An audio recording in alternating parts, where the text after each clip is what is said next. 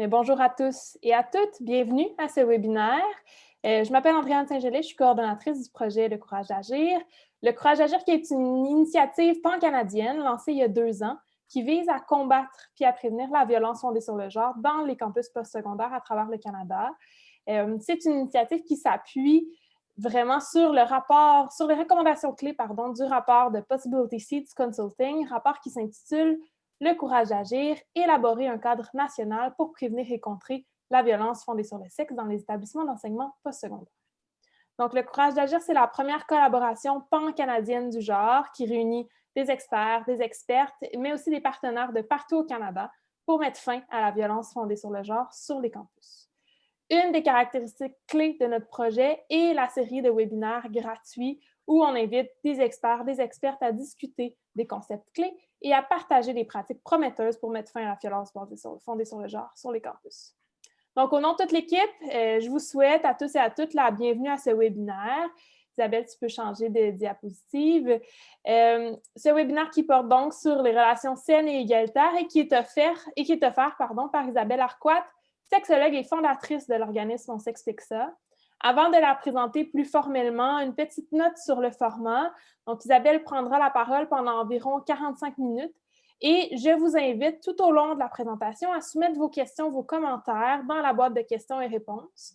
À la fin du webinaire, donc dans les 10 dernières minutes, on prendra le temps de répondre aux différentes questions. À la fin du webinaire, vous allez aussi recevoir un lien vers un formulaire d'évaluation. On vous serait très reconnaissante de bien vouloir prendre quelques instants pour nous faire part de vos commentaires.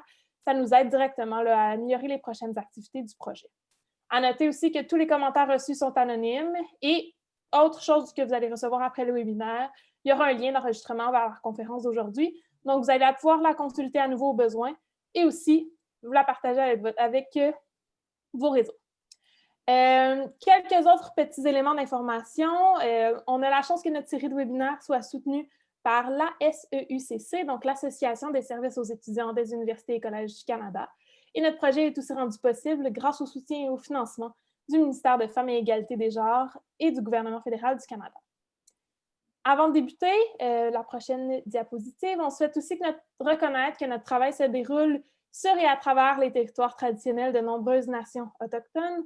On reconnaît que la violence fondée sur le genre est une forme de violence causée par la colonisation qui est utilisée pour marginaliser et déposséder les peuples autochtones de leurs terres et de leurs eaux. Donc, notre travail vise à honorer cette vérité alors qu'on s'efforce de le décoloniser et de rendre justice aux femmes autochtones qui sont disparues et qui sont assassinées à travers le pays. Donc, avant de présenter Isabelle, une dernière petite note, je veux vous inviter à prendre un moment pour prendre une profonde respiration parce que le travail de prévention, de lutte aux violences fondées sur le genre, c'est un travail qui est difficile. Et il y a beaucoup de personnes qui œuvrent dans ce domaine-là par raison de leur propre expérience de survie ou en soutien aux personnes, aux amis, aux gens qui aiment et dont s'y soucient et qui ont aussi subi des violences fondées sur le genre. Donc, juste un petit rappel au travers de ce webinaire, de faire attention à votre bien-être lorsque vous écoutez, lorsque vous participez à ces conversations-là qui peuvent être difficiles. Donc, un petit mot sur notre conférencière d'aujourd'hui. Donc, Isabelle Arquat est sexologue, membre de l'Ordre professionnel des sexologues du Québec et de l'Association des sexologues du Québec, où elle siégeait sur le conseil d'administration à titre de responsable du comité d'éducation à la sexualité. Elle termine une maîtrise où elle a rédigé un mémoire portant sur l'impact des normes de genre sur les modèles de masculinité véhiculés en contexte sportif. Elle est aussi l'une des fondatrices de l'organisme On s'explique ça, qui se spécialise dans l'utilisation du numérique pour favoriser l'accessibilité à une éducation à la sexualité saine, positive et inclusive pour tous les jeunes. Donc, Isabelle, la parole est à toi. Merci beaucoup, Andréane.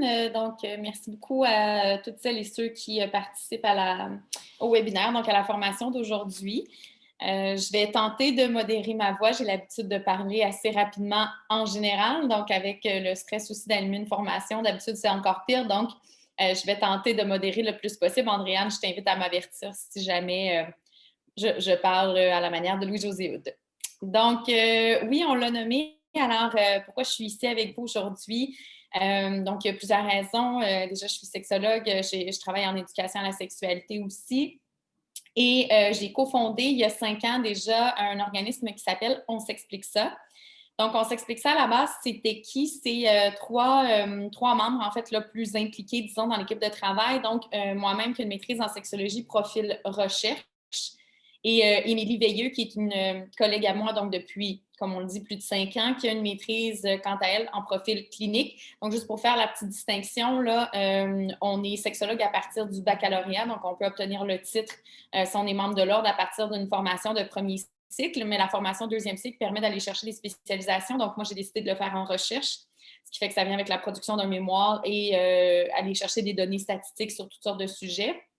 Alors que le profil clinique permet, quant à lui, d'aller œuvrer en psychothérapie. Donc, un peu qu'est-ce qu'on voit souvent, là, les sexologues dans des bureaux privés, tout ça.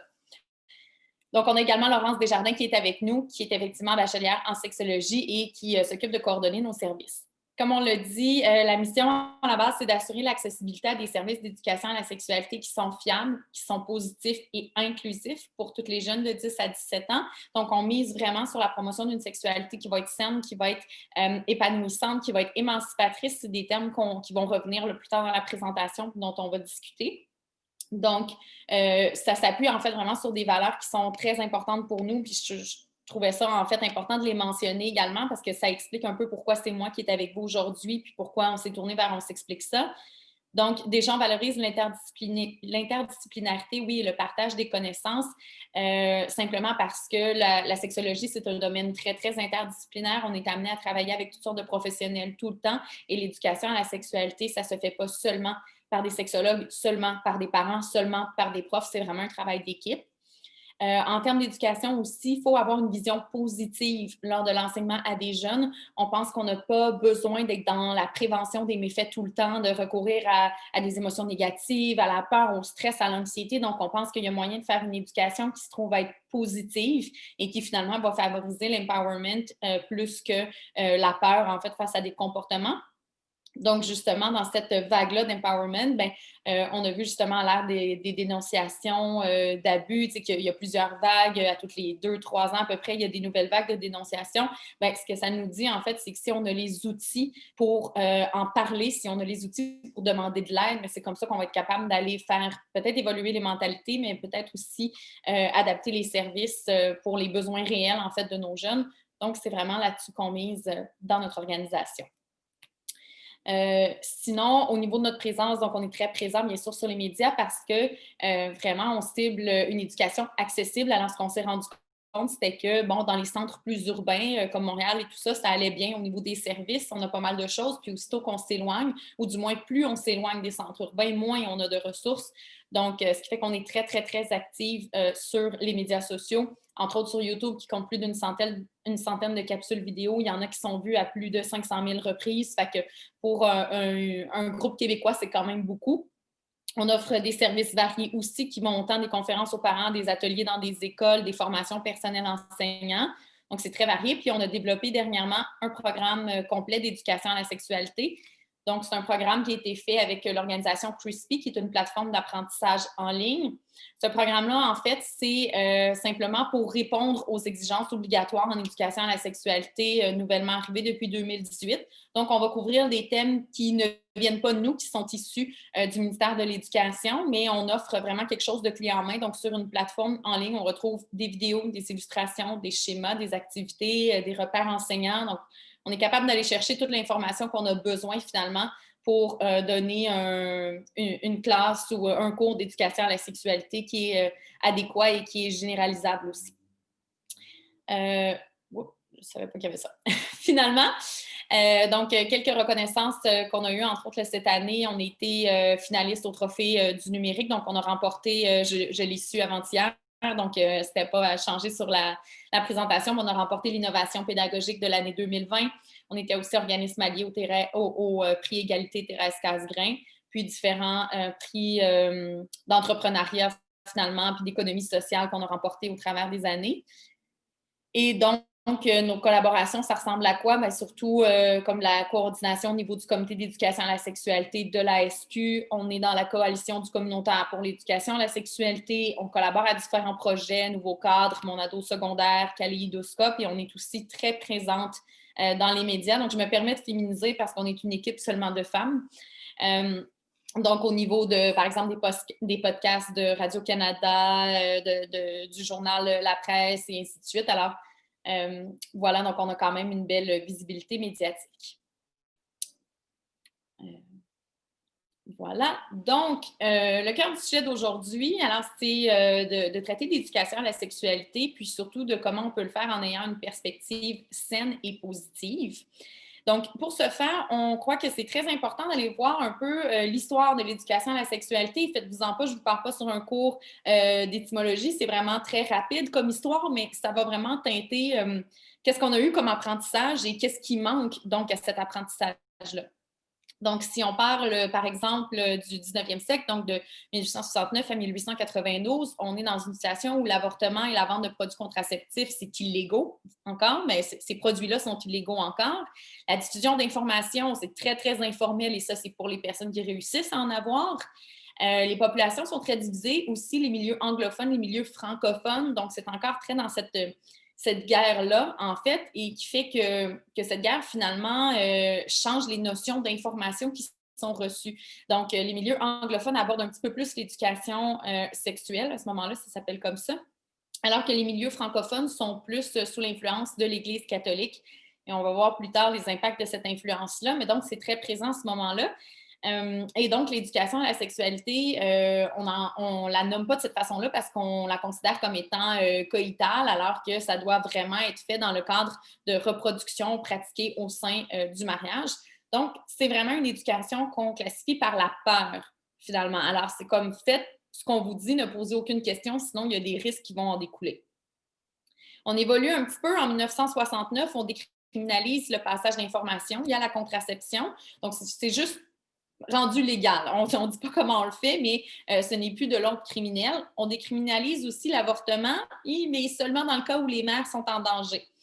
On va légaliser aussi de la sexualité hors mariage. Et attention aussi, je trouvais ça important de faire la notion entre l'âge de consentement, donc qui est de 16 ans pour les partenaires hétérosexuels, mais 18 ans pour les partenaires homosexuels.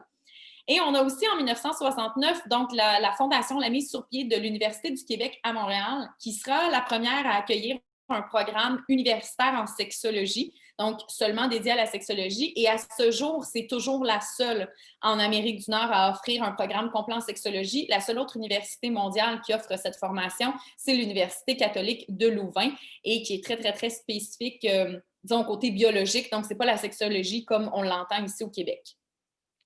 De 72 à 85, on a quelques initiatives qui commencent des mouvements de lutte pour introduire et implanter une nouvelle éducation à la sexualité dans les écoles, autant francophones qu'anglophones. Donc, on commence à réaliser qu'on a besoin de ce genre de ressources-là.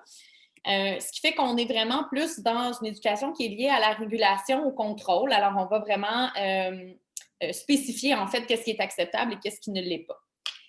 En 1985, la Fédération québécoise pour le planning des naissances, le FQPN, qui fait toujours œuvre à ce jour, fait circuler une pétition qui s'appelle « L'éducation sexuelle, une responsabilité sociale », qui va déclencher, en fait, que l'éducation sexuelle soit accessible dans toutes les écoles de niveau primaire et secondaire. Donc, ça a repris un moment, mais en 1995, on a des nouvelles orientations, en fait, du ministère de l'Éducation. Par contre, on limite l'éducation à 2 thèmes bien précis. C'est prévention des grossesses à l'adolescence, prévention des, ce qu'on appelait à l'époque, maladies transmises sexuellement, donc les MTS, qui sont maintenant les ITSS. Alors, on est très spécifique sur ce qu'on autorise, en fait, comme contenu. Et en 2001, réforme du système scolaire qui entraîne l'abolition complète de l'éducation sexuelle.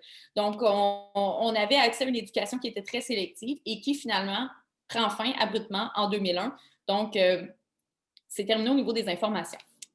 En septembre 2018, on a un retour après quelques années de discussion et après avoir vu des conséquences dramatiques dont on va parler un peu plus tard de ce manque d'éducation. On a un retour obligatoire dans les écoles qui est proposé par le ministère de l'Éducation, mais qui est fait sous forme d'une liste de contenus.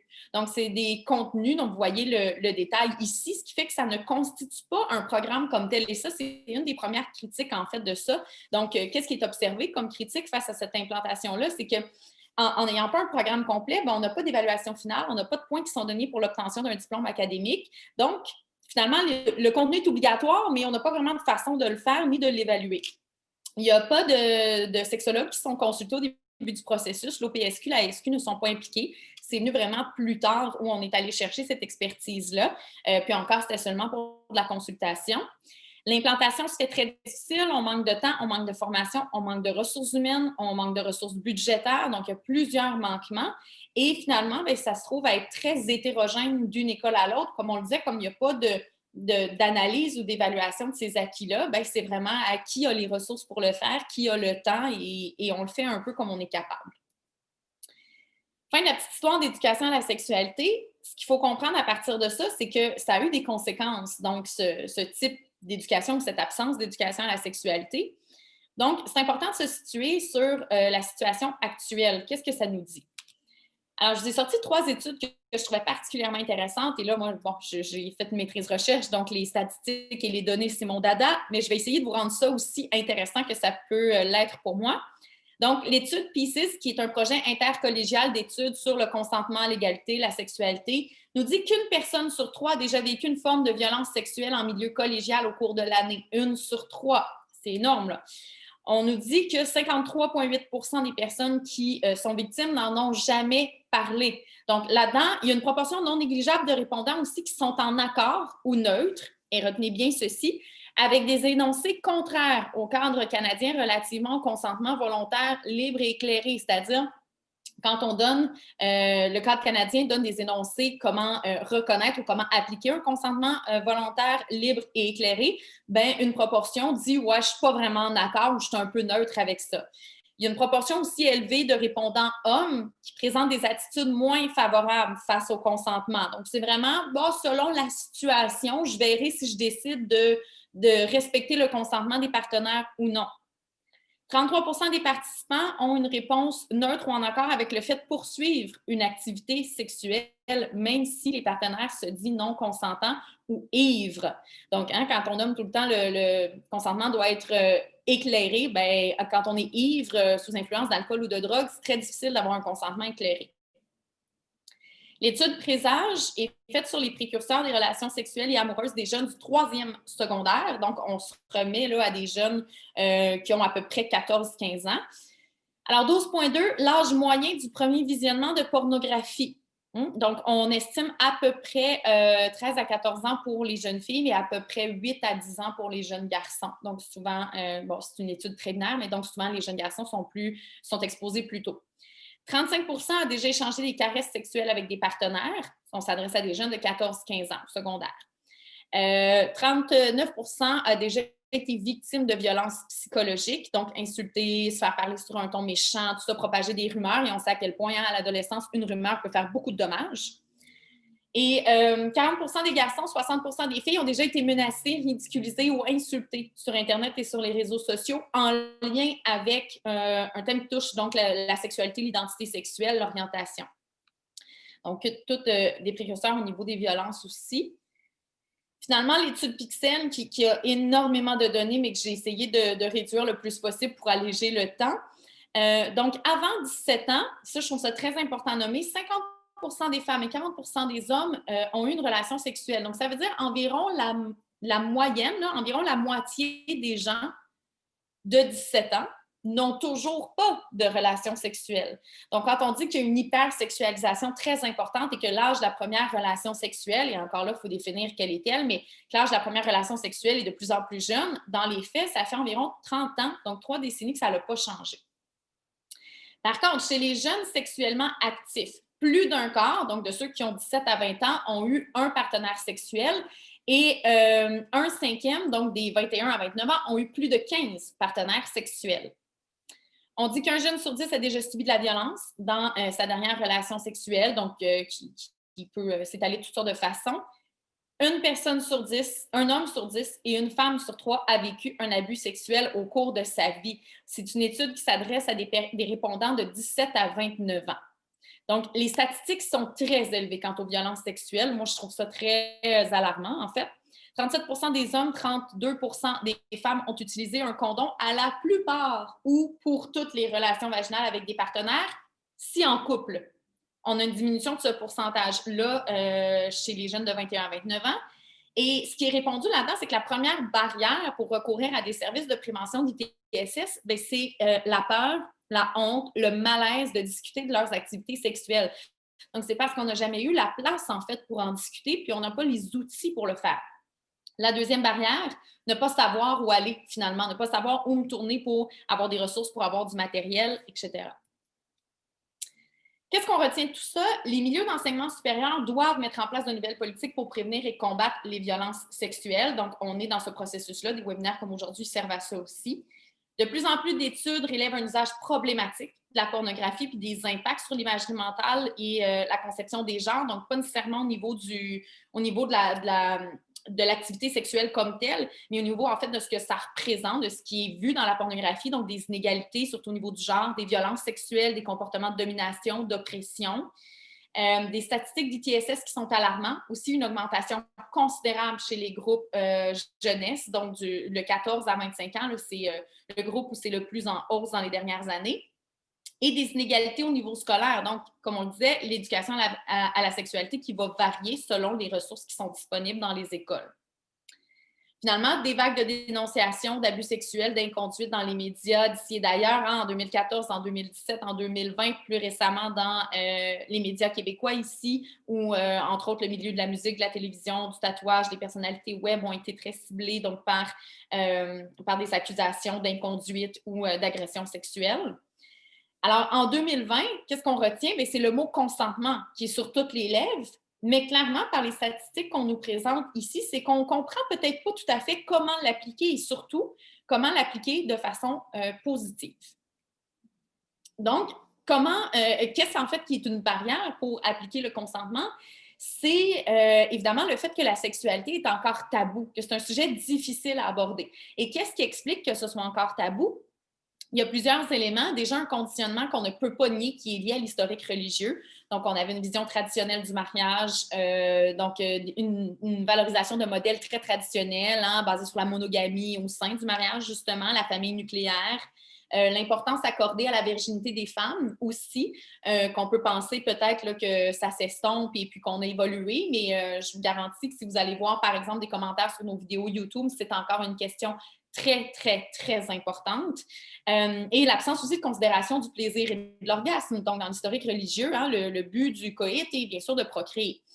On a aussi à ça, ce qui s'ajoute, c'est des normes sociales très fortes et très ancrées dans des valeurs qui découlent de ces modèles religieux-là. On a des médias qui présentent aussi seulement certains modèles. Je parlais tantôt de la famille nucléaire. On peut nommer des centaines de films qui commencent avec maman, papa et un ou plusieurs enfants, mais est-ce qu'on a vraiment beaucoup d'histoires qui se passent avec un parent trans, des parents homosexuels, une diversité multiculturelle, donc très peu. L'éducation ou l'absence d'éducation reçue. Et finalement, les risques réels associés à des comportements sexuels à risque. Donc, évidemment, si on n'a pas de méthode de contraception, si on ne parle jamais de protection des ITSS, bien oui, il y a des risques réels à la sexualité qui sont des grossesses indésirées, des ITSS, des violences sexuelles. Donc, il y a effectivement de vrais risques. Par contre, ce qu'on retient de tout ça, c'est que le discours, il est très négatif, il est très stigmatisant face à la sexualité. Donc, comment on fait pour l'aborder de façon positive? Alors, concrètement, qu'est-ce qu'on peut faire comme intervenant et intervenante pour donner une éducation à la sexualité qui est positive? Alors, on a des lignes directrices qui ont été produites par une recherche publiée en 2018 où on suggère d'avoir une éducation positive, inclusive et émancipatrice. Comment concrètement on peut détailler ça?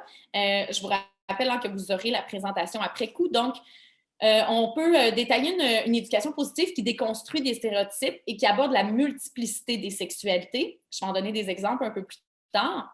On peut aborder des notions de plaisir et d'orgasme féminin aussi et pour tous les corps, donc pour les corps trans, pour les corps intersexes et compagnie.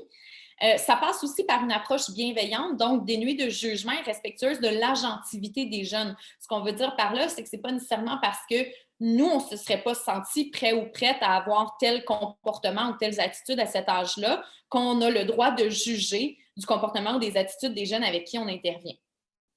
Une éducation inclusive aussi, c'est celle qui prend en considération les différents contextes sociaux et qui vise la justice sociale. C'est-à-dire, c'est bien facile de dire utiliser le condom si on est dans un milieu où les jeunes sont possiblement défavorisés, n'ont pas accès à un revenu quelconque, n'ont pas les moyens de se procurer un condom ou de se procurer une méthode de contraception qui peut être très coûteuse si on n'a pas accès, disons, à la carte soleil, des choses comme ça, mais il faut le prendre en considération. Une éducation aussi qui répond aux besoins diversifiés des jeunes. Donc, ce n'est pas tout le monde qui a besoin de la même chose, il faut en être conscient. Ce n'est pas tout le monde qui est à la même place non plus. Et qui propose des outils pédagogiques qui illustrent les diversités. Donc, on ne peut pas prendre pour acquis si, par exemple, on n'a pas de jeunes trans dans notre classe, c'est pas parce qu'on ne le voit pas ou parce que ça n'a pas été dit que c'est pas vécu intérieurement. Fait qu'il faut jamais assumer, en fait, qu'on n'a pas ce type de réalité-là chez nous. Une éducation émancipatrice aussi, donc qui participe au développement personnel des jeunes, qui donne des outils aussi pour s'affranchir des dictats sociaux. Donc, c'est sûr qu'on va avoir une influence d'une norme sociale qui va être dictée par la société, mais d'une autre qui va être dictée par les amis, d'une autre qui peut être dictée par l'école ou par la famille ou le milieu culturel. Alors, il faut savoir départager, en fait, qu'est-ce que nous, on décide d'adopter pour soi-même. Et finalement, une éducation qui est placée au cœur de la pédagogie et qui place au cœur de sa pédagogie, oui, les besoins et les attentes des jeunes. Donc, c'est vraiment de se concentrer sur eux et elles. Souvent, j'essaie de changer, puis ça ne change pas. Donc, les contenus d'éducation à la sexualité vont souvent être axés sur des conséquences négatives et sur l'angle de la prévention, alors que ça devrait porter sur une compréhension du développement psychosexuel. Donc, les besoins des jeunes, les changements sur leur corps, les impacts de ces changements hormonaux-là, leur valeur et sa propre valeur personnelle. Donc, pour l'aborder de façon positive, l'éducation à la sexualité peut amener à avoir une meilleure acceptation de soi, à reconnaître ces changements hormonaux, les changements du corps, à avoir une meilleure conception de la puberté aussi. Et ça, par exemple, c'est sûr que si on arrive dans une classe où on sépare encore les garçons et les jeunes filles pour donner un cours sur la puberté ou sur les changements hormonaux ou sur le cycle menstruel, bien, c'est certain qu'on n'arrivera pas à une éducation à la sexualité qui est positive parce qu'on va comme inculquer comme valeur que, bon, ce qui regarde les filles, ça regarde les filles, ce qui regarde les gars, ça regarde les gars, et vous n'avez pas besoin de vous soucier du corps de l'autre, des besoins de l'autre, etc. Des attitudes plus souples aussi face au rôle de genre et sociosexuel. Ça a été démontré dans de nombreuses études que, à la base, quand disons, si on a un enfant qui démontre très rapidement qu'il est homosexuel ou qu'il est trans ou quoi que ce soit, bien, souvent, la plus grande menace va venir finalement des parents et pas des pères. Parce que les parents ont peur que le jeune ou la jeune se fasse, je ne sais pas moi, niaiser à l'école ou peu importe, puis finalement, dans le milieu scolaire, bien, ça se passe super bien parce que les enfants ne font que reproduire et imiter ce qu'ils ont appris des parents ou du milieu alentour aussi. Amélioration de la santé et du bien-être sexuel. Donc, c'est vraiment important de noter que la santé sexuelle, c'est un état de bien-être physique, émotionnel, mental et social. Et ça, c'est les lignes directrices canadiennes pour l'éducation à la sexualité qui nous rappellent que ce n'est pas seulement l'absence de maladie, de dysfonction ou d'infirmité. La santé sexuelle, ça requiert une approche positive et respectueuse de la sexualité. Donc, justement, parlant des lignes directrices canadiennes, alors il y en avait qui avaient été produites en 2008, puis on a fait une mise à jour en 2019, donc 11 ans plus tard, sur les lignes directrices en matière d'éducation à la santé sexuelle. Un document super pertinent qui est gratuit aussi, que vous pouvez aller chercher pour vous guider.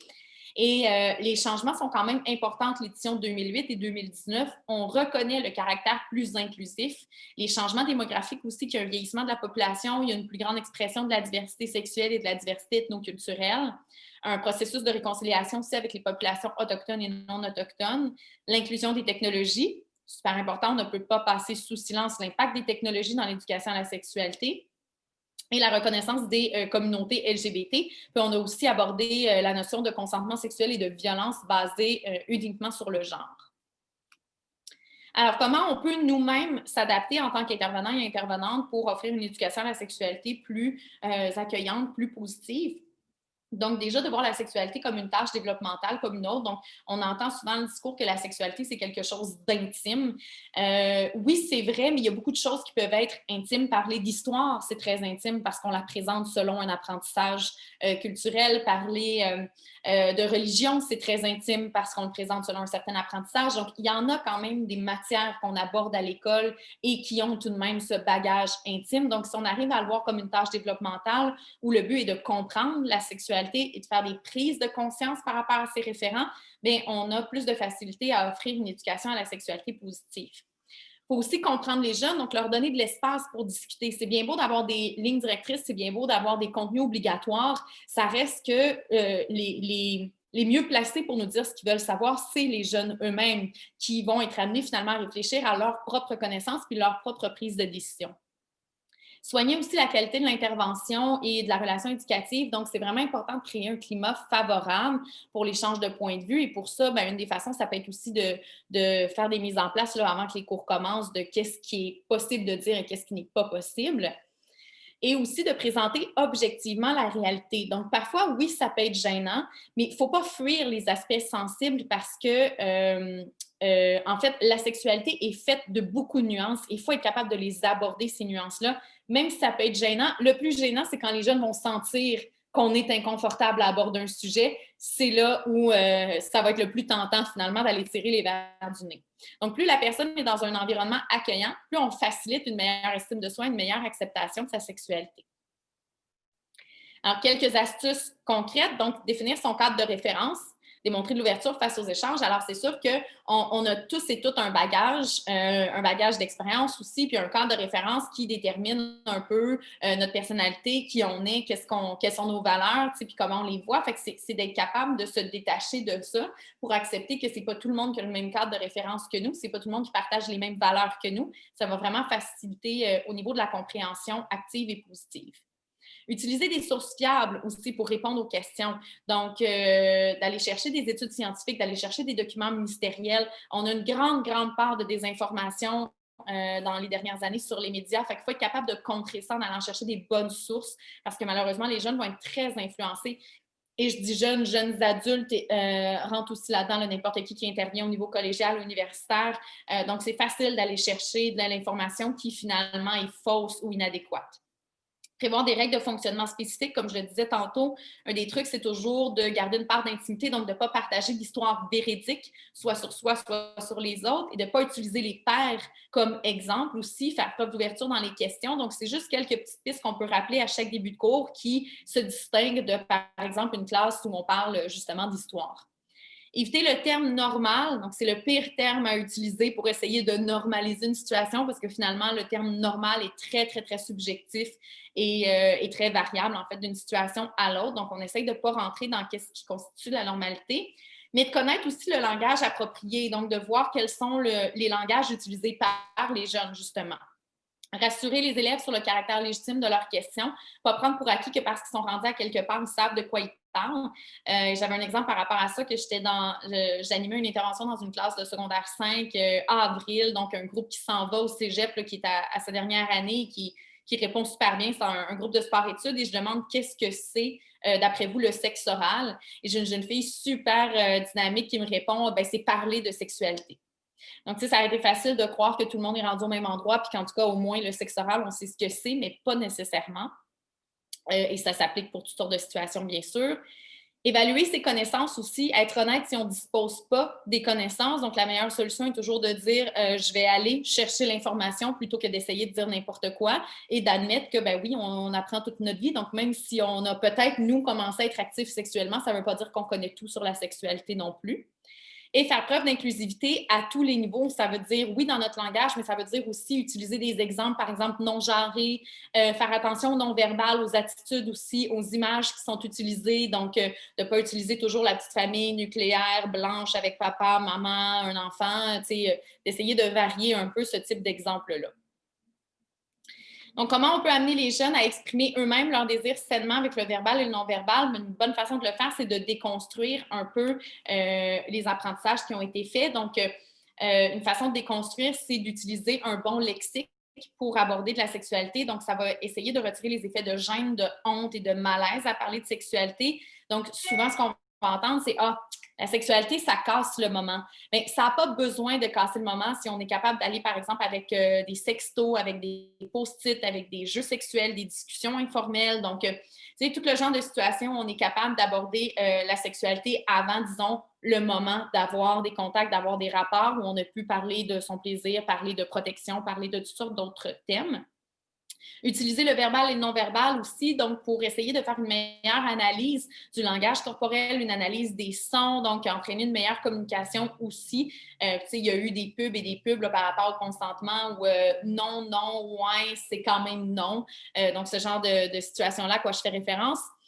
Et surtout, ne pas oublier d'utiliser les bons mots. Donc, si on est capable de nommer un coude ou un genou, on est certainement capable de nommer un pénis et une vulve. Alors, c'est vraiment dans l'imaginaire québécois et dans les valeurs très conservatrices qu'on a de la difficulté à nommer les choses telles qu'elles le sont, mais c'est particulièrement important en éducation à la sexualité.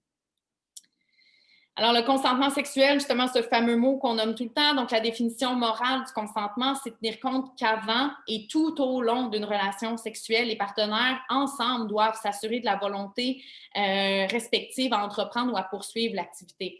Donc, il faut aller plus loin que juste définir le terme consentement. Donner des exemples, savoir quand est-ce que ça s'applique, quand est-ce qu'on peut vraiment s'opposer à une activité ou que dans d'autres occasions, on veut donner son accord. Donc, c'est le manifester vraiment activement ce désir-là. Et rappeler qu'il y a une responsabilité des partenaires, des deux partenaires aussi là-dedans, de verbaliser puis d'écouter. Donc, il ne faut jamais prendre pour acquis nécessairement. Puis, par rapport à ça, je vois le temps qui file, mais je pense que cet exemple-là est super important à mentionner. Donc, c'est un exemple que je donnais dans mes classes puis qui parlait beaucoup. Donc, d'un couple qui ont respectivement 17 et 18 ans, un couple hétérosexuel, qui s'en vont à une fête. Donc, le garçon qui a 18 ans va acheter de l'alcool et puis c'est entendu que tout le monde dort chez l'ami en question où se fait la fête. On était pré-COVID. Donc, la soirée avance, la jeune fille finalement boit un peu plus d'alcool qu'elle aurait dû, puis décide d'aller se mettre au lit parce que finalement, elle a trop bu et elle ne veut pas continuer la soirée. Donc, son copain l'accompagne pour aller la mettre au lit. Et il l'aide à se déshabiller, en fait, pour se coucher. Puis au moment où il la déshabille, ça éveille un peu l'activité sexuelle. Alors, il y a un désir qui se manifeste de sa part, puis ils décident ensemble d'avoir une relation sexuelle. Donc, le jeune homme retourne finalement à la fête et laisse la jeune fille là. Puis, elle tombe endormie. Puis, 2 heures après, elle se réveille. Et lorsqu'elle se réveille, elle constate en fait qu'elle est humide, qu'elle a un peu de sperme sur elle. Donc, elle a comme des flashbacks d'avoir quelqu'un sur elle, d'avoir des ébats amoureux, mais elle ne se souvient pas c'est qui. Alors, cette jeune fille-là, à partir de ce moment-là, entend ses amis en bas à la fête. Donc, à partir de ce moment-là, elle a un sentiment où elle a été agressée. Et non seulement elle aurait été agressée par quelqu'un qu'elle connaît, mais elle aurait été agressée sous les yeux aussi de son copain. Donc, on a souvent la culture du viol, la culture de victimiser aussi la victime finalement. Donc, vit cet effet-là et choisit de ne pas en parler à son partenaire et puis va vivre pour un long moment, peut-être pour toute sa vie, avec l'impression qu'elle a été violée ce soir-là, alors que finalement, elle a juste une relation sexuelle avec son partenaire.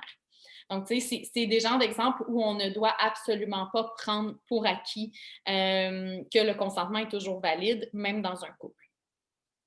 Donc, comme je disais, une autre façon, c'est bien sûr de déconstruire les stéréotypes pour aborder les notions aussi de plaisir et de diversité. Donc, on en connaît beaucoup, hein, des stéréotypes. La sexualité, ça devrait aller de soi. Bien au contraire, il y a beaucoup d'aspects qui peuvent jouer sur la sexualité. Prise de médicaments, stress, anxiété, pression des partenaires, charge mentale, troubles de santé mentale. Donc, la liste est longue sur qu'est-ce qui peut influencer sur le désir et la libido, mais évidemment, c'est pas le genre de choses qu'on discute le plus fréquemment, hein, c'est l'absence de désir. Donc, c'est vraiment quelque chose à aborder finalement parce que ça peut arriver même très jeune. La relation sexuelle, c'est seulement la pénétration. Bien au contraire, ça peut être bien plus large que ça. Donc, les relations sexuelles sont bien plus vastes que l'acte pénétratif en soi. On peut inclure là-dedans des caresses sexuelles, des touchés, la sexualité virtuelle, du sextage, la masturbation, BDSM, voyeurisme. Donc, il y a énormément de comportements qui peuvent entrer dans les relations sexuelles et l'exploration est nécessaire. Je ne dis pas de tout le temps, là, en train de vous dire qu'il faut qu'on ait fait tout ça, mais l'exploration est nécessaire pour déterminer ce qui nous convient et aussi ce qui ne nous convient pas parfois. La masturbation rend sourd? Bien au contraire. Donc, la masturbation, ça permet d'explorer son corps, de favoriser le développement d'une sexualité épanouie. Ça aide à diminuer les tensions sexuelles aussi. Ça permet de stimuler l'imaginaire érotique, très, très important dans un monde où la porno est tellement omniprésente. Ça favorise l'aisance au corps aussi, la communication de ses besoins. Et ça peut être très favorable pour l'excitation sexuelle. Donc, c'est bénéfique, en fait, pour les rapports sexuels au niveau de la lubrification et de l'érection. Et ça peut très bien se faire dans le cadre d'une relation avec partenaire. Donc, justement, déconstruire cette idée-là. Les femmes n'aiment pas le sexe, les hommes, c'est dans leur nature. Bien au contraire, on fait référence ici à un double standard, donc ce qui réfère finalement à considérer différemment un même comportement pour deux sexes différents. Alors, ça divise les attitudes, ça divise les perceptions dans certaines situations en fonction du sexe. Donc, un exemple par rapport à la sexualité, le double standard, bien, les hommes sont souvent étiquetés comme sont toujours en quête de sexualité, ils jouent un rôle actif, ils initient régulièrement les contacts sexuels. Puis à l'opposé, bien, les femmes sont cataloguées comme étant désintéressées de la sexualité. Elles vont le faire juste pour plaire à leur partenaire masculin et elles sont complètement passives, en fait, dans les relations sexuelles. Donc, elles sont là seulement pour répondre aux besoins des hommes. On s'entend bien que ce n'est pas la réalité. Par contre, c'est un discours qu'on entend et qu'on répète à perpétuité, bien, finalement, ça rentre à un moment donné dans l'imaginaire et ça crée des complexes. Donc, on comprend que c'est basé sur des jugements de valeur non fondés, des stéréotypes qui ne contiennent aucune nuance et qui posent des limites importantes à la gentilité sexuelle et l'expression de ses besoins et désirs, particulièrement pour des jeunes qui sont en découverte de leur corps et de leur plaisir. Donc, j'aimerais conclure en nommant quelques éléments super importants à retenir. Donc, on a tous et toutes des biais, des expériences personnelles, des cadres de référence. Alors, c'est tout à fait normal, on ne peut pas s'en détacher. Par contre, on peut essayer de miser sur une approche objective et ouverte pour chacune des situations. Les changements de mentalité, les modèles d'enseignement aussi prennent du temps. Vous vous souvenez de la petite histoire de la sexualité que je vous ai faite au début? C'est très long avant qu'on arrive à changer complètement je me permets un anglicisme, mais des patterns. Donc, c'est possible d'adopter une éducation à la sexualité saine, positive, avec des mesures adaptées. Ça va prendre du temps. On a des outils comme le webinaire d'aujourd'hui, comme toutes sortes de formations, des colloques, les vagues de dénonciation aussi, ça sert à ça. Donc, c'est bon signe, on est sur la bonne voie. Mais voilà, ça prend du temps. Et finalement, la sexualité, bien, ça implique une notion de risque, mais aussi un lot d'aspects positifs. Donc, tant que le consentement est obtenu de toutes les parties impliquées, puis qu'on est en âge et en position de consentir, bien, il n'y a pas lieu d'en faire une propagande négative ou stigmatisante. On peut rester dans quelque chose qui est super positif. Alors voilà, j'ai dépassé de 2 minutes mon temps, mais je serai donc rendue à la période de questions. Oh, je vais rester ici. Donc, merci Isabelle. Si vous avez des questions, il y a une boîte intitulée Q&R au bas de votre écran ou Q&A pour ceux et celles qui auraient la version de Zoom en anglais.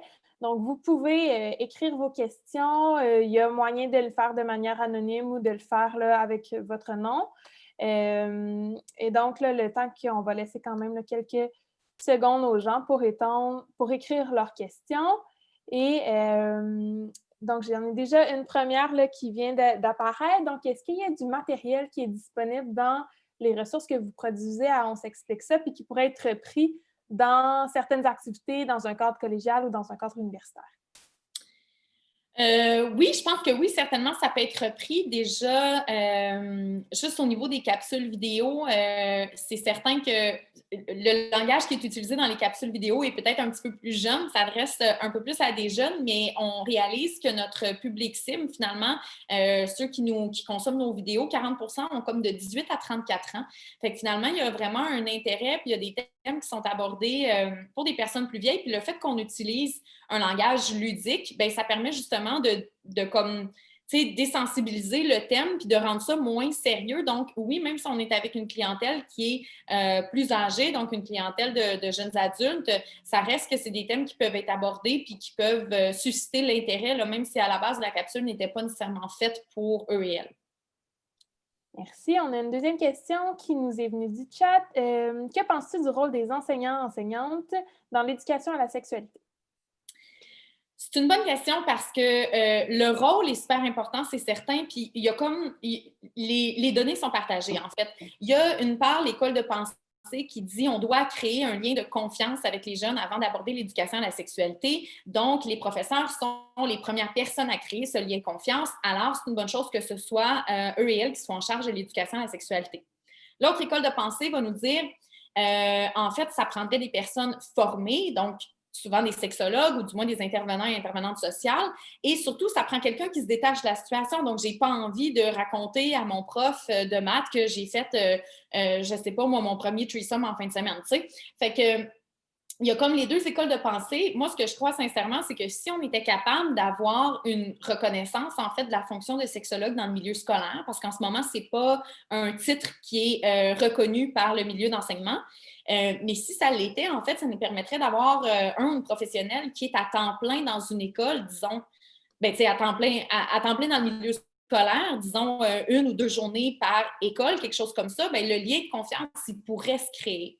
Et donc, on pourrait jumeler en fait les données qu'on reçoit des deux côtés, puis être capable d'avoir des personnes formées qui vont donner des ateliers, qui vont donner des cours, et aussi qui vont pouvoir outiller et former les profs quand des jeunes décident d'aller finalement se confier à leurs profs.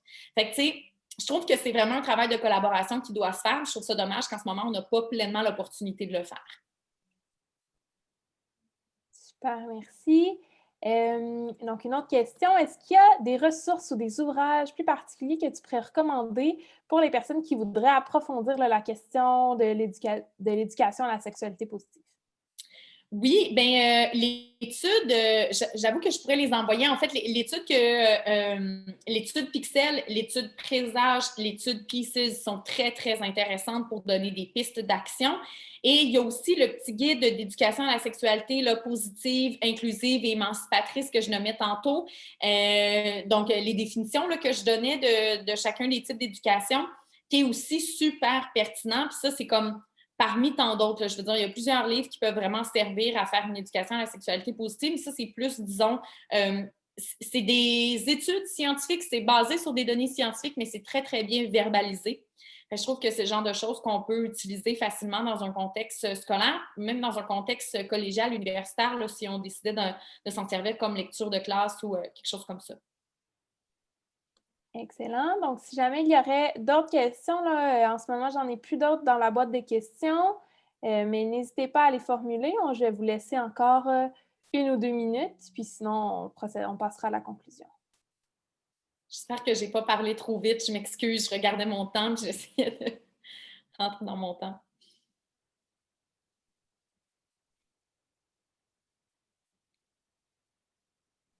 Excellent. Donc, il ne semble pas y avoir d'autres questions. S'il y a quelqu'un qui est en train de... Ah! Donc, j'ai parlé trop vite. Donc, que pensez-vous d'une cohérence canadienne entre les curriculums d'éducation à la sexualité?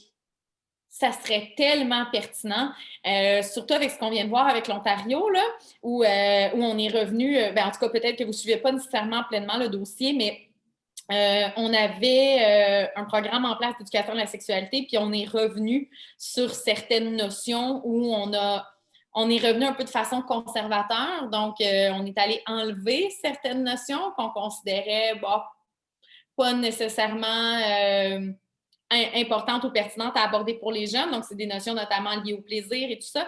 Fait que oui, je pense que ça serait vraiment important qu'on ait une concertation, puis qu'on ait aussi une reconnaissance, en fait, de tout ce que ça apporte l'éducation à la sexualité. Donc, souvent, ce qu'on entend, c'est juste le mot sexualité. On pense juste au sexe, à mettre un condom sur un pénis en bois. Évidemment, on peut se dire qu'à peu près n'importe quel professionnel scolaire est capable de faire ça, mais c'est tellement plus large, c'est tout ce qui touche les relations interpersonnelles, c'est tout ce qui touche le respect de soi, ça traite d'image corporelle, ça traite d'accueil, d'inclusivité, d'ouverture à la différence, justement de déconstruire les différences pour qu'on n'appelle plus ça des différences, mais qu'on fasse juste cohabiter ensemble en société de façon très unie, respectueuse. Fait que, tu sais, l'éducation à la sexualité traite de tellement de volets qu'elle mériterait d'être prise plus au sérieux dans le cursus scolaire et justement de faire lien, en fait, avec tout le volet pan-canadien d'éducation. Mais bon, on sait que chaque province est très distincte dans sa façon d'enseigner et dans ses ressources. Tu sais, même juste au Québec, le fait qu'on ait des cégeps qui ne se trouvent pas dans les autres provinces, bien, c'est sûr qu'il y aurait beaucoup de choses à adapter à ce niveau-là pour qu'on ait quelque chose de cohérent partout, mais ça sera un travail à faire. Merci beaucoup. Donc, je n'ai pas eu d'autres questions là, pendant le temps où il y avait la réponse à la précédente question. Donc, si jamais il y en a d'autres qui apparaissent là, pendant la conclusion, on les traitera avec grand plaisir parce qu'on a encore un peu de temps. Mais sinon, un grand merci, Isabelle, pour la présentation d'aujourd'hui. Un grand merci aussi pour votre présence, votre participation à toutes les personnes qui se sont jointes à nous. J'espère pour vous que ça a été un moment engageant, un moment stimulant. Petit rappel que l'enregistrement sera disponible sur notre site web d'ici quelques jours. Donc, merci encore. Puis, merci aussi de bien vouloir remplir notre formulaire d'évaluation que vous allez recevoir vers 14 heures par courriel. Et si jamais vous voulez rester au courant du projet, au courant des prochains webinaires, vous pouvez rester en contact avec nous via les médias sociaux de Possibility Seeds. On est sur Twitter, Facebook, LinkedIn, Instagram. Donc, merci tout le monde. Puis, on se revoit avec grand plaisir au prochain webinaire. Bien, merci beaucoup.